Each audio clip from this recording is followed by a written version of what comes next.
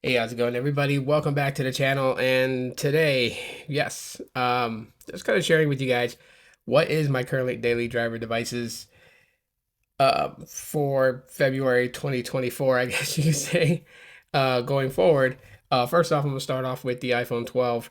And the reason why that I'm using this device, obviously, is to keep me familiar with iOS. So the current provider that's on my iPhone 12 is Metro by T-Mobile. I have the SIM put in here. It's a physical SIM, not an eSIM. So um, that's currently what's in the iPhone 12. And then, yeah, the apps and stuff that I use pretty much are the same across all devices, right? So, I just have my social media apps, things like that nature that, I need to use just to pretty much get content out there, see what's happening out there in the world of tech, and at the same time too, be able to be well rounded. Now, yes, the display on my iPhone 12 is cracked, and I do have a screen protector on it. Just that way I don't feel the cracks, much less the glass getting loose and coming out. Until the end of this month, I've made an appointment to have the screen replaced. So I gotta take that in at the end of the month at my scheduled appointment, drop it off. They said it'd take about like 4 hours to do it. So I'll drop it off, have them replace the screen, get it back.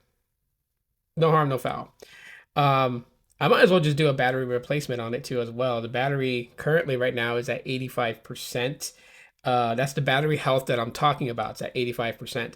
So definitely want to get that battery replaced, to like a brand new battery cell, and just get the longevity that I want out of it until it becomes obsolete, no longer supported with latest version of iOS, and then I'll move up to the next one. It's kind of sad though, because the sad reality of it is is that the next device that I go for is going to be an iPhone 13, and that would probably be, one that I would hold for an even longer amount of time, only because I do like having a physical SIM in my devices. So I know the 14s, the 15s only support eSIM. Total bummer. But yeah, I am content with the iPhone 12. It's not the latest iPhone, but iOS is iOS. It doesn't change drastically from the newest one, the 15, to something like the iPhone 12. One thing positive I will say about the iPhone 12 is that the cameras for photography is pretty decent. I enjoy those. There are times where videos recorded on this, you know, gets blown out. Like if I record with the selfie cam, the sky and everything get blown out. But I do think it's because of the crack. So once I get the screen replaced and it's a fresh, undamaged display, because the crack does run up to the side of the selfie cam. Um, then I'll do another video test and see how video comes out. Because again, lots of people tell me that iPhones have the best video quality. But alongside my iPhone 12, I am running the Google Pixel 7a, the most current new device to my collection of Google Pixels, right? Until the 8A comes out. So this is what I use for just my stock Android. And like I said, the same apps across all devices are pretty much the same, minus a few here and there that may be just like Android exclusive, which there's like hardly any. But like the features and stuff like that is what I mean. Um, small size device. It's got face unlock, but it's only like a 2D face unlock, so not the most securest. But you got the in-display biometric fingerprint sensor, which I use more often than anything for biometric security. And then the size of the display itself, 6.1-inch display. It's nice size. The phone's comfortable to hold in hand. Would be cool if it was a little bit shorter. I would sacrifice the 6.1-inch display, which you have, for like a 5.8-inch display if they brought it down just a little bit more. Then in that way your thumb can reach across to the top. But I mean, that's just preference. That's not everyone's cup of tea. And I would say the cameras on here are like really, really good for the A series device. 64 megapixel shooter, and then you have the ultra wide, and you have the selfie cam, and they do very good with photos. And I think in my opinion, Google has stepped its game up when it comes to video. Videos I take with the Pixel 7a are just amazing, in my opinion.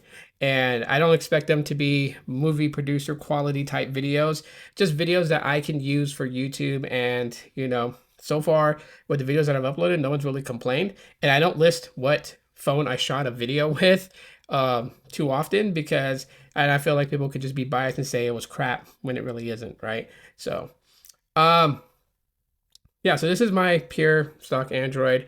And to kind of close it off, every now and then I tend to use the Galaxy A53 for that one UI experience. And I know this is not the newest one. The A55 is coming here pretty soon. Most people have used the A54. And the biggest caveat with the A50 series from Samsung is obviously the reliance on an Exynos chip. But to be quite honest with everybody, it's not terrible. I mean, it's not the best, but it's not terrible. And with the A53 running the Exynos 1280 and just with the latest update to One UI 6.0, Android 14, smoothed out a lot of its bugs. At least on my device, some people reported that it made more bugs for them, so I'm not entirely sure. I haven't experienced anything wrong with it. Again, for apps being used, it's the same across all of them. And to know what apps that I'm actually like mostly active on is Threads, Facebook, Instagram, Twitter, also known as X. Those are the most that I'm active on. And I have them on all my devices, plus my Google apps. Like I use Meets for video calling. I do a lot more video calling than regular phone calls with family and friends. I like to see people when I'm talking to them. And then, just for like a throwaway number, a number for, businesses and, places to call me that I don't want them to have my personal number, I have Google Voice and I have a Google Voice number. And that way, they can message me on there. For just like a streaming app to stream to my second channel, since it doesn't meet the qualifications for mobile phone streaming on YouTube, I use Prism. And Prism works just fine to do those live streams. And I can multi-stream on that, streaming to my second channel and to Facebook and whatever else I choose to multi-stream to. Really haven't streamed too much on the second channel, but just in case I ever need it, it's there. So, at the end of the day, really, I mean, I have one clean Android, device. I have one UI device. I have one iOS device. So pretty awesome. But yeah, this is what I use.